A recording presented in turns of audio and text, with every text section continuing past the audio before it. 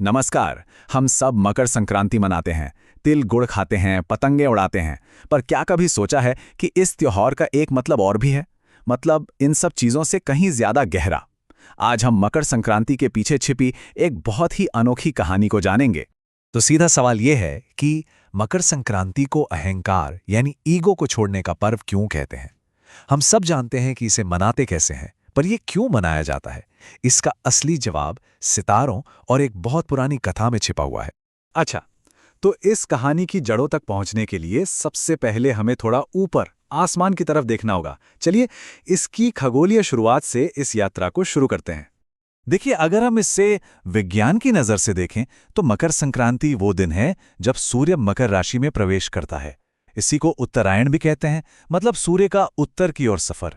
ये एक तरह का कॉस्मिक शिफ्ट है जिसे हमारी परंपरा में एक नई और पॉजिटिव शुरुआत का प्रतीक माना जाता है। लेकिन ये बात सिर्फ साइंस तक ही सीमित नहीं है।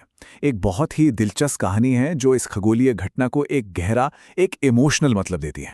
और ये कहानी है ब्रह्मांड के दो सबसे शक्तिशाली किरदारों की, जो असल में एक पिता और पुत्र भी हैं, तेजस्वी सूर्यदेव और न्याय के देवता शनिदेव। उनका जो रिश्ता है ना, वही इस त्योहार की आत्मा है। इन दोनों का स्वभाव बिल्कुल एक दूसरे से अलग था। एक तरफ थे सूर्यदेव, जिन्हें अपने तेज और अपनी रोशनी का बहुत अहंकार था, और दूसरी तरफ थे उनके बेटे शनिदेव, जो बिल्कुल शांत, संयमी और न्याय करने वाले माने जाते थे। अब देखिए, कहानी में मोड़ तब आता है जब सूर्यदेव को अपने ही बेटे शनिदेव के घर यानी मकर राशि में जाना था। पर क्योंकि दोनों के रिश्ते में थोड़ी खटास थी, तो एक पिता अपने ही बेटे के दरवाजे पर जाने से हिचकिचा रहा था।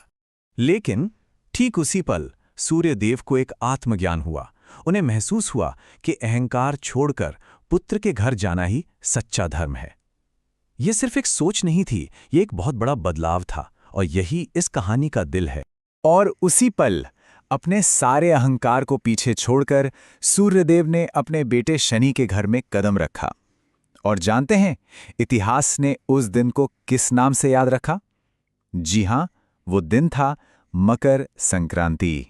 सूर्यदेव के इस एक फैसले ने इस दिन के मायने हमेशा हमेशा के लिए बदल दिए। अब ये सिर्फ ग्रहों के बदलने का दिन नहीं रहा, बल्कि ये अहंकार पर विनम्रता की जीत का त्योहार बन गया।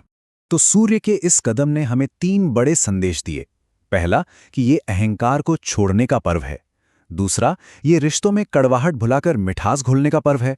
और तीसरा, ये दान पुण्य के जरिए इंसानियत की सेवा का पर्व है।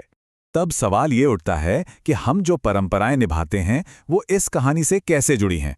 मतलब हमारे तिल गुड़ खाने और पतंग उड़ाने का इस कहानी से क्या लेना देना है? चलिए देखते हैं। देखिए, जब हम तिल गुड़ बांटते हैं तो असल में हम कहते हैं कि मीठा बोलो, कड़वाहट भूलो। जब हम दान करते हैं तो हम अपने अहंकार को छोड़ते हैं। आसमान में जो पतंगे उड़ती हैं, वो हमारी नई ऊर्जा और सूर्य के लिए सम्मान का प्रतीक हैं। और खिचड़ी या पोंगल नई फसल के आने की खुशी का जश्न है। हर एक परंपरा एक कहानी कहती है। तो इन सारी कहानियों और परंपराओं के आखिर में हमारे लिए क्या संदेश छिपा है?